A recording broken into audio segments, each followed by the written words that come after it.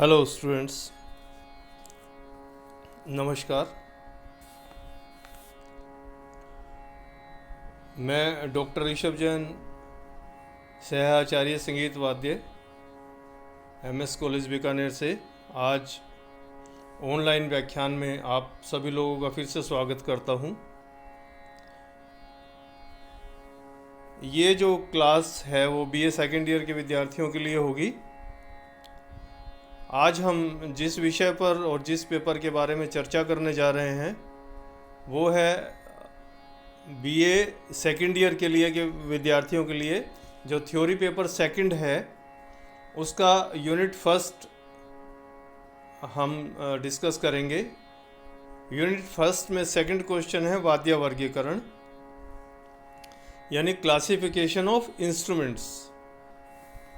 जो संगीत में वाद्य प्रयोग किए जाते हैं, तार वाले वाद्य, शहनाई, ये जैसे हवा से बजाए जाने वाले वाद्य, तार वाले वाद्य, या चमड़े से मढ़े हुए वाद्य या लोहे के वाद्य, और इस प्रकार के जो वाद्य होते हैं उन सब वाद्यों के बारे में हम चर्चा करेंगे आज। यानी क्लासिफिकेशन ऑफ इंस्ट्रूमेंट्स, वाद्यों का वर्गीकरण संगीत में किस प्रकार से किया गया। देखिए, वाद्य वर्गीकरण शुरू करते हैं।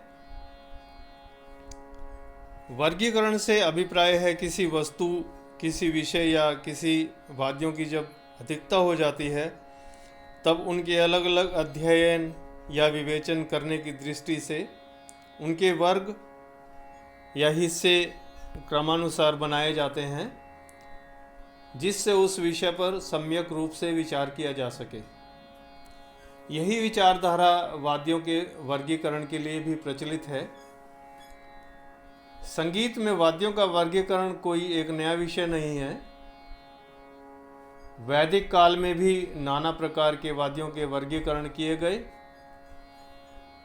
लेकिन पहले तत् यानी तंत्र, सुशिर और अनवद्ध, ये तीन प्रकार से वाद्यों के वर्ग बनाए गए। जैसे जैसे धातु का आविष्कार हुआ तब घन वाद्यों का भी प्रचलन हुआ।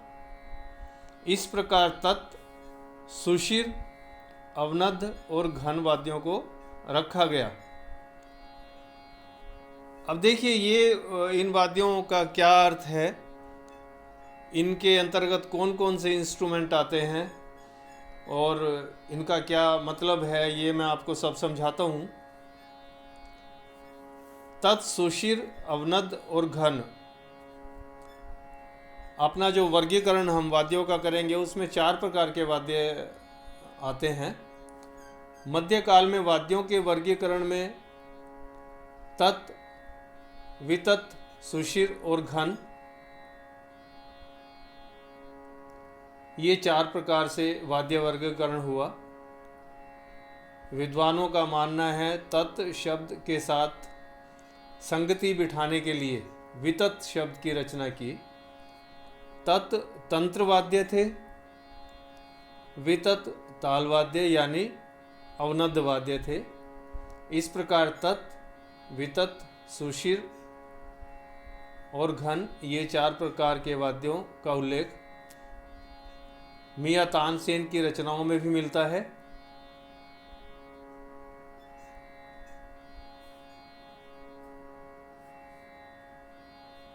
तत् को पहले कहत है, वितत को दूजो जान, तीजो घन, चौथो शिखर, तानसेन परमान।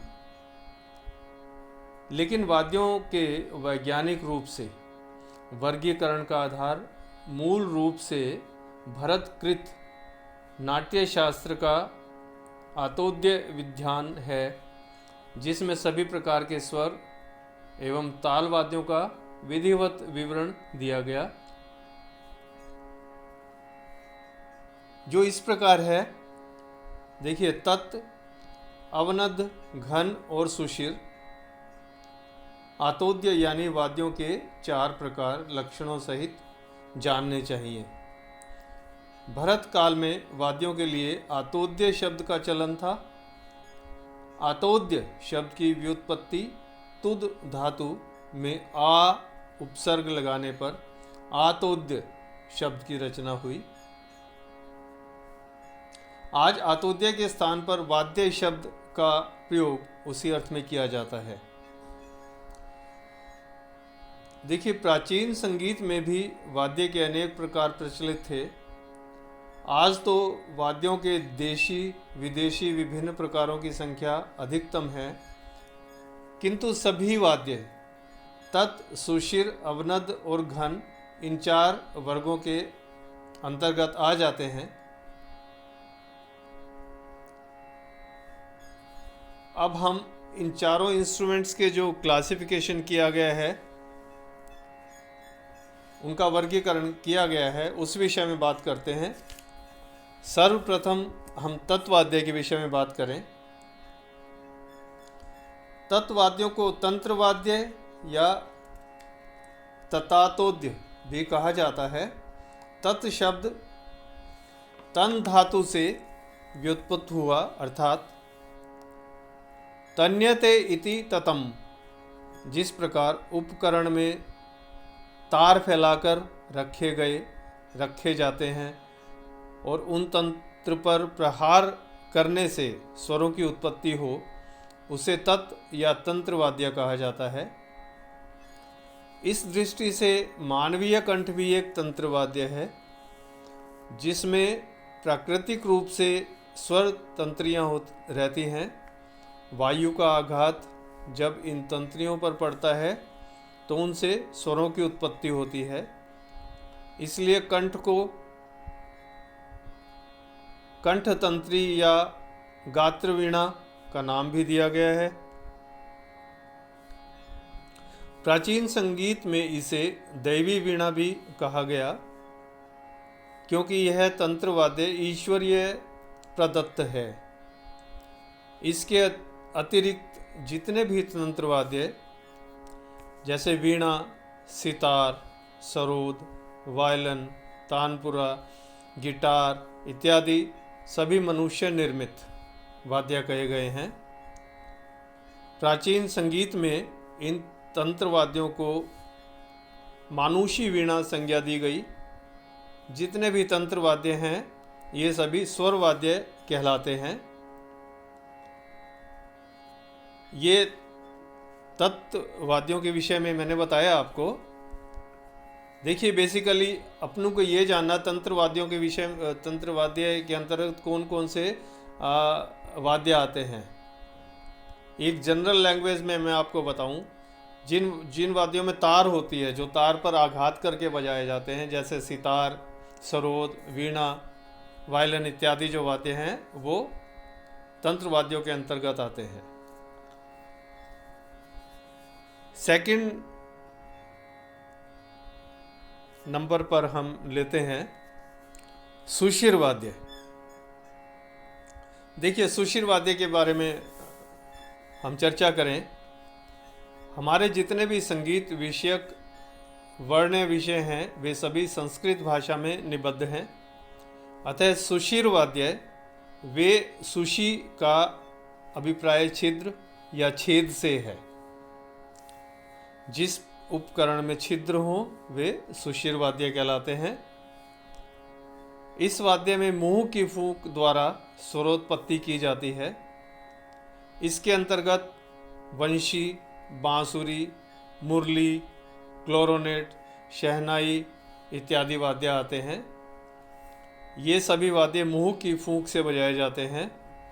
इसके अतिरिक्त कुछ वाद्य ऐसे भी होते हैं जिनमें बनावटी हवा के द्वारा ध्वनि की उत्पत्ति की जाती है, जैसे धोंकनी कहा जाता है। जैसे विदेशी पियानो या हारमोनियम इत्यादि, इन वाद्यों में हाथ की धोंकनी देकर ध्वनि उत्पन्न की जाती है। अतः पियानो, हारमोनियम इत्यादि वाद्य सुशिर वाद्यों की श्रेणी में आ जाते हैं। तत्वाद्यों के साथ सुशिर वाद्य भी स्वर वाद्य ही कहलाते हैं, क्योंकि ये स्वर संगति या स्वर निकास के लिए प्रयोग किए जाते हैं। तो ये सुशिर वाद्यों के विषय में मैंने आपको बताया। अब हम चर्चा करेंगे अवनद्ध वाद्य। अवनद्ध वाद्य को अनद्ध वाद्य भी कहा जाता है। अवनद्ध शब्द के लिए अवनद्धते स्म मुखे चर्मणा वध्यते स्म इति अवनद्धम, अर्थात जिस उपकरण के मुख पर चर्म या चमड़ा मड़ा हुआ हो उसे अवनद्ध वाद्य कहा जाता है। नाट्य शास्त्र में अवनद्ध वाद्य को अनद्ध भी कहा गया है। नाट्य शास्त्र में अवनद्ध वाद्य के संबंध में उल्लेख है। जो आतोद्य या वाद्य चर्म से मढ़े हुए हों उन्हें अवनद्ध वाद्य कहा जाता है। प्राचीन दुंदुभी, नगाड़ा, गरगर, पुष्कर, मृदंग, पखावज, ढोलक, तबला, पाश्चात्य ड्रम इत्यादि अवनद्ध वाद्य के अंतर्गत आते हैं। ये सभी वाद्य ताल की संगति के काम आते हैं, अतएव इन्हें ताल वाद्य कहा जाता है। अर्थात जो संगति का अर्थ ये हुआ, जैसे गायन या वादन में जो तबले के साथ संगति की जाती है या किसी भी ताल वाद्य के साथ संगति की जाती है, जैसे तबले के साथ या पखावज इत्यादि के साथ, मृदंग इत्यादि के साथ जो संगति की जाती है जिन इंस्ट्रूमेंट्स पर, वो इंस्ट्रूमेंट्स क्या कहलाते हैं? अवनद्ध वाद्य कहलाते हैं। अर्थात जो चमड़े से मढ़े हुए वाद्य हो वो अवनद्ध वाद्य कहलाते हैं। नेक्स्ट के विषय में चर्चा करते हैं जो घन वाद्य कहलाते हैं। घन वाद्यों के विषय में चर्चा करते हैं। घन वाद्य जो होते हैं वो सॉलिड होते हैं, एकदम ठोस होते हैं, क्योंकि ये जो वाद्य होते हैं वो मेटल्स के बने हुए होते हैं, धातुओं के बने हुए होते हैं। जैसे देखिए मांझ, मंजीरा, जल तरंग, करतल इत्यादि। अवनद्ध और घन वाद्य दोनों ही ताल वाद्यों के अंतर्गत आते हैं। ताल वाद्यों में अवनद्ध वाद्यों की प्रधानता रहती है।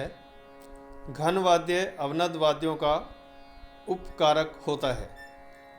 इस प्रकार घन वाद्यों के अंतर्गत क्या हुआ, जो धातुओं से बने हुए सॉलिड इंस्ट्रूमेंट्स होते हैं, जैसे मंजीरा, मंदिरों में जैसे आपने देखा होगा मंजीरा, घंटा इत्यादि बजाते हैं, तो वो धातु के बने हुए होते हैं। जल तरंग है जैसे, और मंजीरा इत्यादि बजाते हैं, तो ये सब वाद्य घन वाद्यों के अंतर्गत आते हैं। देखिए, हालांकि प्राचीन दत्तिल, नारद इत्यादि ने भी वाद्यों के वर्गीकरण का उल्लेख किया है, जैसे चारमस चमड़े से मढ़े हुए वाद्य, तांत्रिक तार से बने हुए वाद्य और घन वाद्य इत्यादि। इस प्रकार नखज जिन तंत्रियों पर नाखूनों या कोण द्वारा प्रहार करने पर ध्वनि उत्पन्न होती है, ये सभी तंत्र वाद्य कहलाते हैं। वायुज, वायु का या फूंक द्वारा ध्वनि उत्पन्न होती है, तो ये सुशिर वाद्य कहलाते हैं। चर्मज, जो वाद्य चमड़े से मढ़े हुए हों, अर्थात अवनद्ध वाद्य। लौहज, धातुओं से बने हुए वाद्य, अर्थात घन वाद्य। शारीरज, जिसमें कंठतंत्रियों के द्वारा स्वर उत्पत्ति हो, अर्थात मानवीय कंठतंत्री। जितने भी वाद्यों के वर्गीकरण का उल्लेख प्राप्त होता है, उन सभी में भरत निर्दिष्ट वाद्य वर्गीकरण ही सर्वाधिक वैज्ञानिक और सर्वमान्य है, जिसकी हमने चर्चा की। तंत्र वाद्य, सुशिर वाद्य, अवनद्ध वाद्य और घन वाद्य। वाद्य वर्गीकरण के अंतर्गत ये चार ही विधाएं आती हैं, जिसका हमने उल्लेख किया अभी। यह आपको समझना है, याद करना है। एक शॉर्ट उसका संक्षिप्त रूप में बताता हूँ। तंत्र वाद्यों के अंतर्गत कौन से वाद्य आते हैं, जैसे जो जिन पर तार के ऊपर जो आघात करके बजाए जाते हैं, जैसे वीणा, सितार, सरोद, वायलन, तानपुरा इत्यादि।